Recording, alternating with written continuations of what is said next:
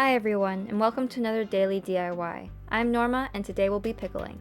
To start off, you will need some vinegar, water, salt, mason jars, cucumber, dill, garlic, red pepper flakes, and pepper.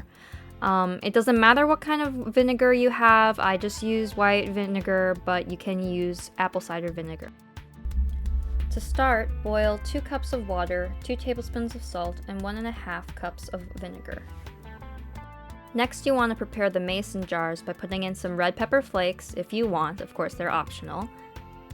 Some garlic, I'd say about half a teaspoon in each mason jar, and of course some dill.